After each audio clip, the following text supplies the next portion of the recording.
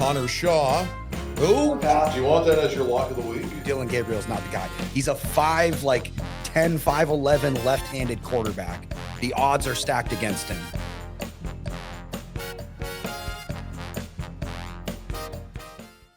Dog, what is going on in the baseball world? Can you believe that we are... It's happened again. It has. I can't believe it. We have let another amazing player go to the Dodgers. I just can't believe it. They've done it again. This is why baseball's going on strike. Yeah, well, I imagine when the other 31 teams see, all the 29, all the best player, 29. Yeah, thank you. All the best players in the league are going to the same team, and it's becoming almost impossible to do anything. Yes. Weird. Yeah. Maybe salary cap is on the horizon. Who knows? I don't think salary cap is the answer, but if you haven't heard, bet heads, well, welcome in. If you're seeing this, welcome to the YouTube, welcome to the video, and welcome to the edition. If you're hearing this on the radio or on podcast, welcome all bet heads. But the big news of the week, baseball news specifically, Kyle Tucker signs a 4-year, $240 million deal with the Los Angeles Dodgers, the reigning, defending, undisputed World Series champs, two-time. Thank you, J-Dog. I mean, give us your thoughts.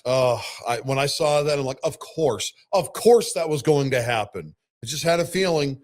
Once I knew that the money was getting deferred for Shohei with that first contract, I thought to myself, look, there's nothing illegal about it. It's unethical as far as I'm concerned. Yes. And look what they've done. They were able to get Yamamoto, who became the World Series MVP. I mean, since they got Shohei, think about all the pieces they've added. I mean, they had Mookie already. Right. They already had Freddie Freeman. So two MVPs. And Hall of Famers. Yep. You've got players like Will Smith who have been with the Dodgers, Yes. Max Muncy, some incredible talent. Perennial all-stars. But then you've got people like Shohei you go out and get, Roki Sasaki. Yes. You get Yamamoto, the World Series MVP. Mm-hmm. Now they're going out to get Kyle Tucker. They already had like Teoscar Hernandez. Correct. They had, they've had pieces throughout these multiple World Series that they've won, not with Shohei, but just in general, like people like Justin Turner were on their last World Series team. Like this, the Dodgers just constantly have like a star player at every position. The Guggenheim Corporation. Money is much like the Mets, money is no object, or money is no issue. Steve Cohen and company. Yeah, speaking of the Mets. Yes, Bo knows Queens. Yeah, apparently Bo knows Queens. The Mets have signed Bo Bichette. Breaking news, like as we were getting ready to hop in here and do the show for you bet heads. Breaking news, Bo Bichette, 3-year deal, $126 million. J-Dog, I know you're not a Red Sox fan, but as a Red Sox fan, let me tell you, I'm pretty frustrated with the organization. The number one thing is they talk about, we're trying to spend money. We're being aggressive. Are they? Rangers Suarez. But we don't need pitching. They need pitching. They need pitching. What about, we've got Early, we've got Peyton Tolley, we've got Garrett Crochet, the Cy Young runner-up. The idea is Crochet. We've got the idea is Suarez. Suarez becomes the number 2 because that gives relief for. We still have Bayo. We still have Hawk. We're not getting rid of any of these pieces. So what are we going to have, a 10-man starting rotation next year? I think the starters 1 through 3, because you're going to have Sonny Gray as well. Right. So you've got 3 starters there. 4 and 5 are going to be a competition in camp, and that's a good thing.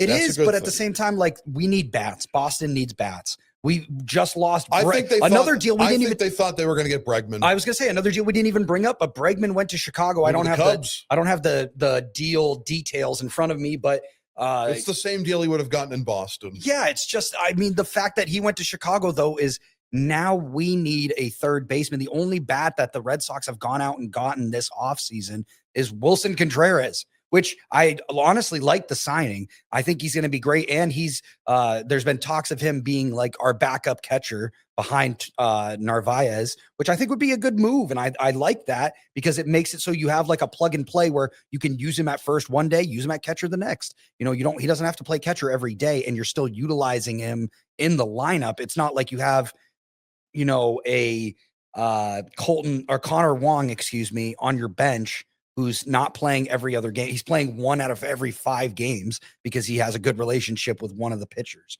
as opposed to like Contreras can be in your lineup all the time and still slide into that catcher. So I like that move, but it feels like the Red Sox are just like, that was the talk of the town, was the Red Sox were going after Bo Bichette after they lost Bregman to the Cubs, and him going to the Mets. It's like, so who's playing third for us? Is it going to be Marcelo? He's going to get hurt. Who's playing second? We calling Christian Campbell back up? He did awful last year. It's like I get They've got options. I get we have pitchers, but we need bats. We need infielders. We have 15 outfielders. We've got 15 starting pitchers. We need infielders. There's going to be some shipping going on. Yeah. So before the trucks start to ship off to Fort Myers, I think there's going to be some players shipped off. Yeah. So that was the breaking news off the top for our baseball news. That's going to kick off the Bet This edition. And divisional weekend in the NFL. Yeah, that's the talk of the town. I was about to say the big talk of the weekend for the bet heads this weekend is the divisional round. We're going to feed you some locks and parlays there. We've got our locks and parlays ready right now. We've got college football on Monday, National Championship. The Adidas Bowl is what we're going to call it, essentially, because it's going to be Indiana taking on Miami. I think Miami is the away team, I think, in theory, but it's in Hard Rock. Even though it's in Hard Rock Stadium in Miami Gardens. It's going to be like the Rams and their Super Bowl against the Bengals. And the Bucks. Yes. And the Bucks against the Chiefs. Yeah, which was 5 years ago, by the way. That's take it easy there. You're making me feel old. My back Well, people hurts. are talking about 2016 all the time. I'm like, can we stop? Yeah. We're also going to break down NBA, NHL. We've got college basketball, men's and women's. Dawg's got our power rankings, our in-house Bet This power rankings. If you missed it last week, we gave out our first edition. So make sure you follow all the socials. You can find all the links on our YouTube or at our socials.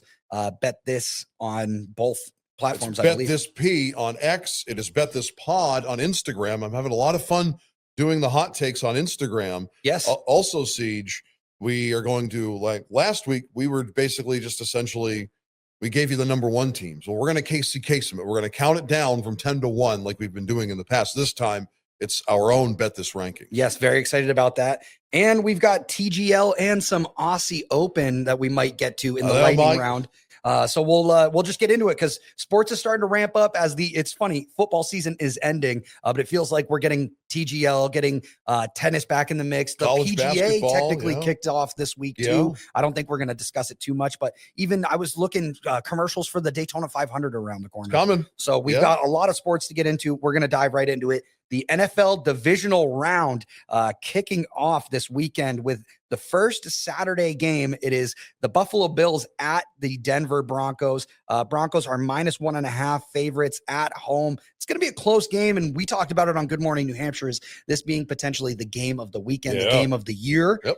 It depends on what Bills show up, I think. I think the Broncos also, it depends on if the rust hits them from that 1 week bye week. This game's on CBS on Saturday at what time? This is Saturday at 4:30 Eastern. Right. And it is 39 degrees. By the way, we've got the temperatures 39 degrees in Denver on Saturday evening, Saturday afternoonish. Afternoon into the evening, although it's 2 hours back when kickoff starts. Right. So it's what, 2 o'clock there? Yeah. So it'll be the evening by the time the game's over, but the sun will be setting. So it'll be getting a little colder there. Dawg, right off the top, who are you thinking? I'm thinking the Buffalo Bills. Woo. This is their chance here, and my lock is going to be the money line for the Buffalo Bills. Okay, Dawg's lock of the week is Bills money line at +100, which is solid odds. I like those, and I honestly like the spread at +1.5, but +100 is honestly better. And I have Josh Allen with 2 touchdowns as part of my parlay. I'll give you the other half of the parlay when we get the rest of the game. Write that down. All right. Next game, it is Saturday night, 8 p.m. Eastern, 49ers at the Seahawks. That's Fox, right? Seahawks are 7-point favorites at home. I believe it is Fox. Okay. 49 degrees in Seattle Saturday night, -340 for Seattle on the money line. What are you feeling? I'm feeling Seattle. I think their defense is, plus again, Niners are injured again. Losing Kittle hurts, and Christian McCaffrey, he can't do it all. I feel like after watching the Niners beat the Eagles last weekend, I realized they were not as good of a team as they even think they are. I think not, and I'm not taking anything away. They beat the Eagles. We were bad. The Niners deserved that game. We did not. The Tanner family's not But- inviting you to the next potluck. But I will say, I think that the Niners they're so damaged. Like they have so many injuries everywhere. I don't think that they can hang with the Seattle defense that has been regarded as one of the top 10 defenses maybe of all time. And I think Pump the brakes on that right now. I think if that they don't win anything, it's not going to matter. right, but I think that Seattle's got this game. I'm not saying they've got the Super Bowl in the bag, but I think they're going to take down the Niners. I just think the Niners are too broken. And I'd probably go with the money line at minus 340 for this one. What are you thinking? You like? Yeah, the money line? I'm thinking that too. All right. Yep. The next game, Houston at New England. Houston is 3-point underdogs on the road. New England -3 on the spread, minus 175 on the money line. In the temperature, 37 degrees Sunday, 3 p.m. Eastern. ESPN and ABC have this game, by the way. It's the last we're going to hear of Buck and Aikman for this season. Oh, dang. They're going to be calling the Super Bowl next year, by the way. Oh, cool. So Who do you got? I know you're taking the Texans. Texans. Give me both sides. Why will the Texans win? Why will the Patriots win? Texans will win because I think that defense is just too good. Where Drake May can't struggle the way he did. He didn't struggle too mightily. He thinks he did against LA. Yes. But compared to what he wanted to do, not bad for his first ever playoff appearance and victory. You've got to play a lot better than that. Will Campbell, he's going to get eaten up all day on that line. So why will the Patriots win? How do they win? If Drake May has a game of ages, which he very well could, you never know, and CJ Stroud struggles to the point where it's not good for the Texans, where they're put in a position to lose, then New England will win. Okay, so Dog's taking the Texans. I'm going to take the Patriots money line, and I'm actually going to go back. I'm going to say the Seattle money line is my lock, but I'm going to also take the New England money line. You're going to take New England's, or you're taking Houston's money line. Excuse me. We've already talked about that off camera. All right.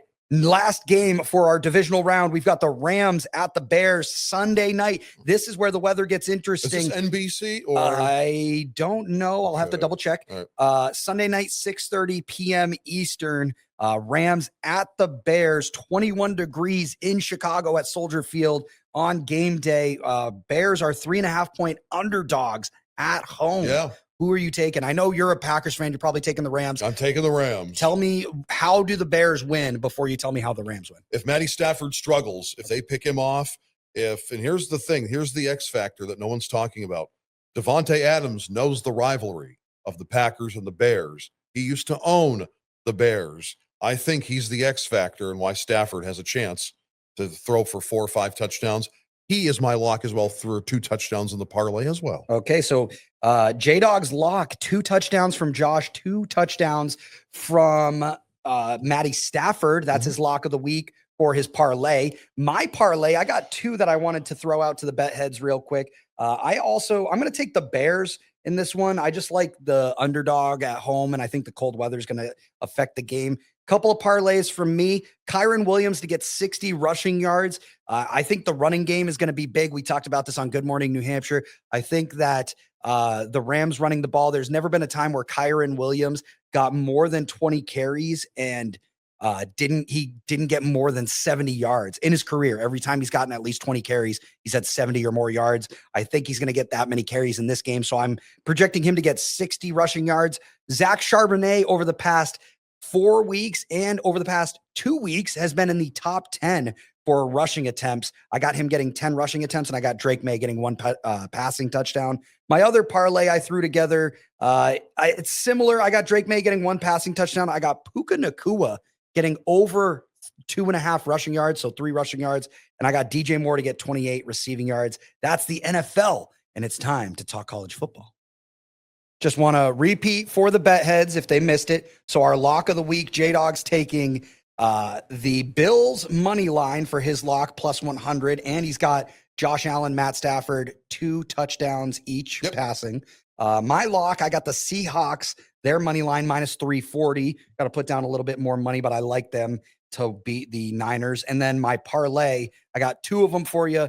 I got Puka over 2.5 rushing yards, DJ Moore 28 receiving yards, and Drake May 1 passing touchdown. And then I got another one, Drake May 1 passing touchdown, Kyron Williams 60 rushing yards, Zach Charbonnet 10 rushing attempts. We'll throw those up on the social so you can check them out as well. Just wanted to get that out there. Now, Dawg, let's talk college football. National Championship. Night. Yeah, the Adidas Bowl, as we are temporarily calling it. As we don't wear Adidas on our feet right now. The number 10 seed Miami, Florida at number 1 seed Indiana, despite it being in Miami. Yes. They get that home field advantage, even though they are technically away. They'll be wearing white, I'm assuming. The Indiana Hoosiers are 8.5-point favorites to open the game. Okay. It is minus 340 for the money line. Give me your thoughts on not just this game, but the season in general, and who you think will walk away as the champion. I think Indiana does. I just think they've got this mission. It's a basketball school, and they like having that in the back of their minds that, yeah, we're a football school too now. And this proves it. This is going to give them unlimited resources. This is being a national champion in the number 1 sport in America, essentially. This has them segue into something new, something, a traditional college like Indiana, who's only known for being known as a basketball school, and the pedigree that they've had all these years are going to beat Miami. And I think, not to interrupt you either, but out of all schools to beat, like one of the, most traditional college football schools, like Miami has had such a great tradition in college they've had football, on and off the field issues with their program. right? And not as of recent, they haven't been that good of a football team. They had to essentially start from the ground up because they did get the death penalty in that regard. Yes. Much like Penn State. Penn State's still paying for it. I don't care what anyone says. They're still paying for the death penalty of the whole Paterno Sandusky situation from a decade ago, which was decades before, but the whole death penalty festering was the 2010s. Yeah. With SMU, if you remember, they got the death penalty back in the day too, because they were paying players. The Eric Dickerson era. Oh. Yeah. That's why you didn't hear from SMU for years on end. So, but the U, they're back. However, I just think in Indiana right now, Mendoza's the top quarterback in the country. He's a Heisman Trophy winner. I think all signs are trending in the right direction for him. And now I think that Indiana completes the mission. I have to agree. Minus 8.5. I'm not taking the spread.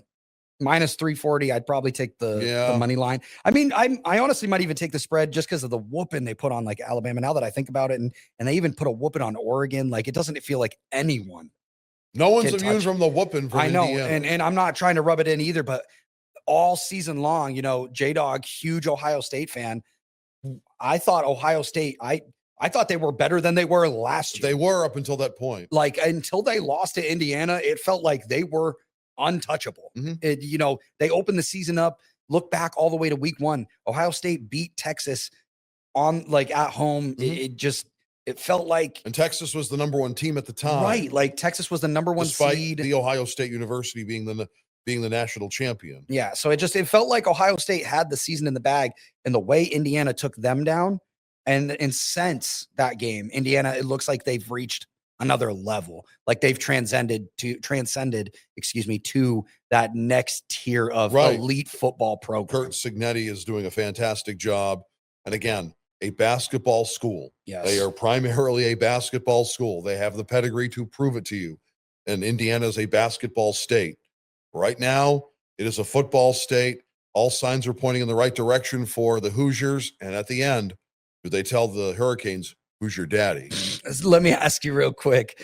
Do you think Cignetti stays? I don't know what his contract situation is. I'd have to look it up. But do you think he stays at Indiana? Do you think he gets an offer for an NFL job? That's the thing. I think some of these NFL teams are waiting, I think, to see what happens this Monday night.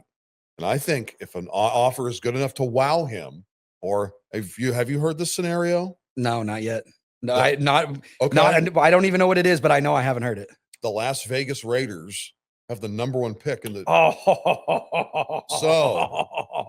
I already love where this is going. Curt Cignetti goes to the Raiders as the head coach, and his number 1 pick is the quarterback, the guy he coached in college, Mendoza. That would be incredible.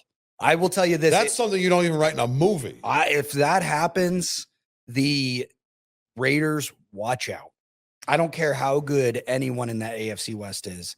You give Curt Cignetti, Fernando Mendoza, Brock Bowers, and Ashton Genty, I am positive he will make something happen with that offense. I don't know. I feel the Raiders are just one of these jinxed franchises. I think it's a bad idea. You know what he should do? You know what Mendoza should do? He should pull an Eli Manning and say, "I'm not playing for this Mickey Mouse organization." See, but the Raiders, the Dolphins. I don't think the Raiders. That's the same thing, because I know the Raiders have struggled. They haven't had success in recent years. No. But think, like, in my lifetime, I've seen them go to a Super Bowl. That was a long time ago. It was. I'm not saying that. Like, again, I'm not saying it's going to be overnight. You know when the last time they won the Super Bowl was? John Madden? No. Who? My first Super Bowl of my lifetime in as you know, I was born in 83. That Super Bowl that happened between Washington and Miami happened in January of 80. I was born after that. So that's not my first Super Bowl. People assume that it is, but it wasn't. It's the one in 84 in Tampa while I was alive between Washington and the Raiders. They were the Los Angeles Raiders. That's how long it's been since the Raiders have been really, really, really good. Yeah, they've moved 3 or 4 times since they moved back to Oakland to move to Las Vegas. And they did make the playoffs, remember, a couple of years ago. With Derek Carr. So other than that, it's been really... that was back... Was that when they still had Gruden? No, that was Bisaccia. That was they had fired Gruden, remember, for the whole incident there. And Rich Bisaccia, I believe, was the interim. Yes. So, yeah. I think I'm going to have to take Indiana. I mean, there's no conversation here. It's Indiana's game. It's, I don't know if I trust Carson Beck. I don't either. I mean, as a Georgia fan, like, I've seen Carson Beck. Yeah, you saw him play I've for seen the him G. play. I now don't you see think him for the U. Right. I don't think he's got it. I think that this is a easy game. I think it's Indiana all day. Take the spread. Okay. Feel confident. I'm taking the spread. 8.5. I picture them winning by at least 10. I would even adjust it to 9.5. Okay. I like to do that usually. I think if you're ever, by the way, bet heads, little bet head tip. If you're ever looking to adjust the lines, something I love to do if I have some confidence in a team, doesn't hit all the time, but if you're feeling confident though, what is 8.5? What's the difference between 8.5 and 9.5? Mm-hmm. When you watch a team win, it's either by 10 points, 7 Correct. points, 3 points. Yep. So you can kind of assume if it's going to be tied and they kick a field goal, they're going to win by 3, make it the spread 2.5. If they're going to win by 10, make it 9.5. Mm-hmm. Why would you make it 8.5 unless they're going to win by 3 field goals? You know what I'm saying? Right. So I feel like the odds are even better for you to go for the 9.5. I would adjust the 9.5 on this because they're either going to blow them out or it's going to be a close game. So put maybe a flyer down on 9.5 on the spread, put a flyer down on the money line. And I'm telling you, Indiana will win this game. I just don't know if they'll win by 10, but I think they will. So I'm going to go with the spread. Will this be an instant classic? Yes or no? No. I think it's going to be a blowout. Which is not an instant classic. All right, J-Dog. Yeah. Time to get into our power ranking segment here on Bet This. Still looking for sponsors. Anyone out there hearing this? Any of the bet heads? You know how to reach us. Yeah, we're still looking for sponsors. You can sponsor the power rankings, the lightning round, any of the segments. Just let us know. Anyways, Dog, we've got some housekeeping, some games that'll be on the radio with us as well, not at the same time, but on the Pulse of New Hampshire. Tell those bet heads where they can hear them. Okay, Celtics take first priority, and as a result, they'll be playing at the Atlanta Hawks on Saturday. That's going to be a 7 p.m. pregame, 7:35 tip-off in Atlanta. And then we're going to have the Celtics on Monday, by the way. I'm trying to remember where they're playing on Monday. I'll look it up. Okay. I know we'll have it for you on the Pulse of New Hampshire because the next Bruins game we'll have for you will be this Tuesday at the Dallas Stars. That should be a good one. Old friend Ty Sagan and company, 7 p.m. pregame, 7:35 face-off there. But Celtics, Hawks, Saturday. Celtics, Pistons. That's right. Monday. It was the Pistons. It's in Detroit, right? Yeah, and it's on Peacock. Correct. So that's is it a 8 p.m. That's a 7:30 pregame, 8:05 tip-off from the Little Caesars Arena, but that's the NBA. So for those of you wondering why the Bruins haven't been on lately, it's because the Celtics, if they're on at the same time, they take first priority. Yes. So that is our housekeeping. Now, J-Dog, let's get right into it. We got power ranking. Yes. We've broken down our list of all of the NBA teams, NHL teams, NCAA men's and women's So give us our top 10 from 10 to 1, right? Where do you want to start, NBA or NHL? We'll start with NHL. We did NHL first last week. Let's keep it the same way. You got it. Okay. At number 10, the New York Islanders. Okay. At number 9, the Habs. That would be the Montreal Canadiens. Some Habs and some have-nots. The Habs and have-nots. And then you've got the reigning defending undisputed Western Conference champion Edmonton Oilers at number 8. They've kind of dropped a little bit. Mm-hmm. The Vegas Golden Knights at number 7. At number 6, the Minnesota Wild. They've dropped a little bit. At number 5, the Detroit Red Wings, who are now in the mix for among the best teams in the Eastern Conference. At number 4, the Carolina Hurricanes. They've dropped a little bit. That's safe. At 4 is kind of crazy. There's a new team that's the best team in the Eastern Conference. The hottest team in the NHL, the Tampa Bay Lightning. They're at number 3. The Dallas Stars, who will take on those Boston Bruins on Tuesday, are at number 2. And you had the Habs and the have-nots. Well, now you got the Avs and the have-nots. The Colorado Avalanche still at number 1 on the Bet This Power Rankings in the NHL. Incredible. And I just wanted to mention, I can't believe that who did you say there's the other Eastern team? Who was in third? The Tampa Bay Lightning. Tampa Bay. Can we just talk about Florida hockey still just reign supreme? Yeah, what is going on? Yeah. Can we get a northern team to start playing some hockey? I'm going to tell you this right now. What you see in the Stanley Cup final will not be a Florida team. And the Florida team has been in the Stanley Cup final every year since this decade started of 2020. That's crazy. Yeah. That's crazy. It's either been the Lightning or the Panthers. Yeah. That will not happen this year in 2026. I can guarantee it. Let's someone clip it. We're gonna come back to that. You got it. Put a flyer out. Yeah. Let's talk NBA now. You got it. The Toronto Raptors in at number 10. The Houston Rockets move up in these standings. The LA Lakers move down in the standings. The Minnesota Timberwolves at 7. At number 6, the Boston Celtics. At number 5, the New York Knicks. At number 4, the San Antonio Spurs, and Wemby has a new fresh. I saw that. Yeah, the alien going with the real alien. He's look. really going into this alien aesthetic, isn't he? He's going all out. Apparently. At number 3, the Denver Nuggets. They're still getting it done without Nikola Jokic. I know, it's kind of frustrating to watch. It's like, man, they lose their best player and they still keep rolling. I mean, the Celtics are doing it too, but it's on another level out in Denver. Right. At number 2, the aforementioned Detroit Pistons, who will host those Boston Celtics on MLKJ Day at night, as you mentioned, on Peacock and on the Pulse of New Hampshire radio stations, 7:30 pregame, 8:05 tip-off in the Motor City. And then at number 1, much like the Colorado Avalanche, you've got the reigning, defending, undisputed NBA champion OKC, the Oklahoma City Thunder, still firing on all cylinders. They finally were able to get to Wemby and company. I know they beat him for the first time this season. And what a great rivalry it is. I'm like I said last time, keep those like 2 tower battles going on between Wemby and Chet. I need more of it. So keep it coming. Put it in my veins, yes, as they say. Okay, now we segue to NCAA men's hoops. At number 10, Vandy. At number 9, Gonzaga. At number 8, Houston. At number 7, Michigan. They were a lot higher then. They're not now. At number 6, Duke. At number 5, Purdue. At number 4, Iowa State. At number 3, UConn. I've moved Nebraska up because they are undefeated. And then Arizona at number 1 for the men. They're undefeated as well. And then for the women, NCAA women's hoops, TCU at number 10. Louisville at number 9. Michigan at number 8. I like that. At number 7, Kentucky. At number 6, LSU. Number 5 has UCLA. At number 4, Texas. At number 3, South Carolina. And now I've got Vandy because they're undefeated as well. And at number 1, who else? The reigning, defending, undisputed NCAA champion UConn Huskies. The Lady Huskies getting it done still. Yeah, they're still untouchable. And it's crazy. Both blue teams seem like they're falling backwards. The Michigan Blue. Keep falling. Yeah, the Wolverines aren't hanging. And just a little last-minute update for your college basketball weekend. We've got some games for you. For the men's, we've got some top 25 matchups, 3 games this weekend. On Saturday at 2 p.m., you can catch number 19 Florida taking on number 10 Vandy.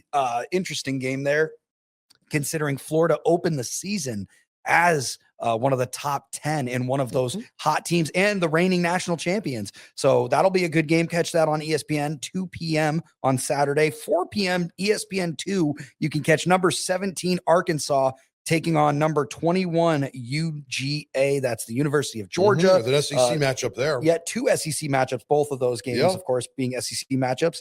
And then at 8 p.m. on Saturday night, you can catch number 11 BYU on the road taking on number 15 Texas Tech. That game will be on ESPN. And then for your women's basketball games on Sunday, there are 4 top 25 versus top 25 matchups. We've got number 20 Tennessee taking on number 21 Alabama. That's on SEC Network, 2 p.m. on Sunday. On 3 p.m., you can go to ESPN2 and catch number 6 LSU taking on number 13 Oklahoma. At 4 p.m. on NBC, you'll be able to see number 12 Maryland taking on number 3 UCLA. That should be a really good match. UCLA is one of the top women's college basketball programs. And then at 8 p.m. on the Big Ten Network, you can catch number 15 Michigan State taking on number 11 Iowa. That is it for college basketball. All right, Dawg, you know what time it is. Lightning round. Thunderstruck in Oz, Mike. All right, lightning round getting underway. It is time. We're going to go right through it. I'm going to try and keep these papers out of my face so the nice folks watching us on the YouTube can see my nice handsome face and they don't see the back of my papers. All right, J-Dog, Saturday, what, NBA? NHL slate. Saturday, NHL, excuse me. Let's get into it. I always forget which we do first. NHL opening up. We've got Minnesota at Buffalo, 12:30. So basically, tip-off. when we're on the radio, this game will already be going on. I'm going to take the Buffalo Sabres. Sabres herd. Yeah. Trying to get my papers all situated the way I want. Sabres herd. We've got the Rangers at the Flyers, an original 6 rivalry. The original, the thing is, Philadelphia's not original 6. They're not 06? No. I thought they were original 6. Toronto, Boston, Montreal, Detroit, Chicago, and the Rangers. Oh, I'm an idiot. Not an idiot. Why did I forget that? Anyways, Philly. Big rivalry there. Yeah, I'd take Philly too because my Rangers got absolutely slapped around last weekend by the Bruins, and I have no faith in them anymore. Struggling. Yeah. Next game, Isles at Flames. I'll take Calgary. Calgary herd. We've got the Kraken at Utah. Some new teams. Wow. Ooh. It's in Utah. I'll take the Mammoth. Heard that, Mammoth. I like them at home. They're a good team. They've got this home ice advantage that you just can't really describe. We've got the Habs at Ottawa. Ooh, that's a hockey night in Canada right there for sure. I'll take the Habs. Heard that on the road. In the capital of Canada, in Ottawa. Yeah. We have, excuse me, I have to put these in front of my face. I can't read them. Carolina at New Jersey is the next one. I'll take Carolina. Heard that. I have Columbus at Pittsburgh. Oh, the Jackets have not lost a game with their new coach. So, you know what? Ride that hot hand. Yeah, why not? Go take the Blue Jackets. We've got the Panthers at the Caps. That's a good one. Oh, that's a really good one. I'll take the Caps. Heard that at home. I like Washington. Yeah, OV, baby. Yeah, Toronto at Winnipeg, another Canada matchup. That's a hockey night in Canada right there. I'll take the Maple Leafs. Maple Leafs. Heard the Bees on the road at Chicago taking on the Blackhawks. I'll take the Bees. Blackhawks have been struggling. Yeah, they're still a young team. We've got Edmonton in Vancouver. Okay, it is. I will take Edmonton. That's a hockey night in Canada as well. Nashville at Vegas. I'll take Vegas. And then your final matchup of the night on Saturday, 10 o'clock, puck drop, the Kings taking on the Ducks. The Battle of L.A.? Mm-hmm. I'll take the Ducks. Heard that. All right. We've got for NBA Sunday matchups kicking it off, Utah with a 5 p.m. or no, that's Saturday, excuse me. Sunday, we've got the Orlando Magic taking on the Grizzlies at noon. Is it? I think this is the London game. I think it is too. It's on Prime Video. I'm pretty sure this is. Okay. I'm going to take I'll take the Orlando Magic. Orlando. We've got the Celtics at Chicago on the Pulse of New Hampshire. Yes, we do. And I'll take the Celtics. Or no, that's the wrong. I'm looking at the wrong thing. You're looking at Saturday. No, it's Brooklyn. For some reason, I just saw the B and just assumed it was Boston for some reason. Brooklyn at Chicago, excuse me. Oh, then that's the case. I'll take the Bulls. Yeah, the Bulls for sure. We've got the Pelicans at the Rockets. Rockets for sure. Hells are terrible. Charlotte at Denver. Denver. Yeah, I like that one too. Yep. Portland. Charlotte got a big win, though, over the Lakers in L.A. Portland at Sacramento. I'll take Sacramento. Okay. And then the beam. Final matchup, 2 of our top 10 teams, Toronto taking on the Lakers. It's in L.A., right? Yep. It's a 9:30 p.m. Okay, so that's tip-off. going to be a late one. Yeah. Yep. I'll take the Lakers. Lakers heard. All right. That's our Sunday slate there. Little last-minute lightning round news. TGL on Tuesday. Catch on the 20th. Is the 20th Tuesday? Yeah. 20th a Tuesday. January 20th, 7 p.m. will be your next TGL match. Jupiter Lynx taking on Los Angeles Golf Club. Both teams are 0-1. Jupiter Lynx coming off of a bad match against the New York Golf Club. Ricky Fowler ended up dropping a hammer and getting 2 points on one of his singles holes. And it pretty much looked like New York ran away with it. Jupiter started off really hot, won the first 2 holes, and then that was it. They pretty much fizzled out after that. I don't see Jupiter being that that good of a team. One of my favorite bets right now on TGL is going against Kevin Kisner in his singles holes.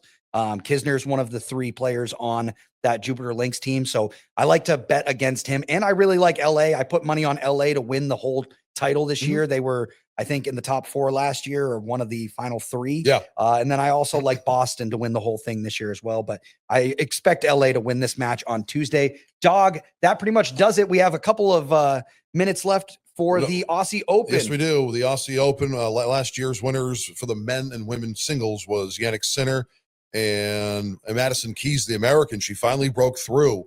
I don't think that's going to be the case this year. I think it's going to be Carlos Alcaraz, and I think it's going to be Sabalenka. For the men's, real quick, your top 3 odds. Sinner is the opener at -120, Alvarez +175, and then Jokic +1600. Let me get back to the women's odds here. Sabalenka's got to be the favorite there. The future Sabalenka is +185. I'm going to botch some of these names. Okay. Swiatek Yep. is +550. And Anisimov is +750. Okay. So yeah, Sabalenka. Yep. I pronounced that right? Yeah, Sabalenka. She is the favorite to open for the women, and then Sinner favorite for men's. Okay. Make sure you tune in for that. We'll update you as the Aussie Open goes on. Yes. Still more time. It's the more first sports, of the majors. Yeah. More sports coming up. I mean, it's just getting started. It's the beginning of the year. Right when you think that we're done, we're not. We're never going Far anywhere. from it.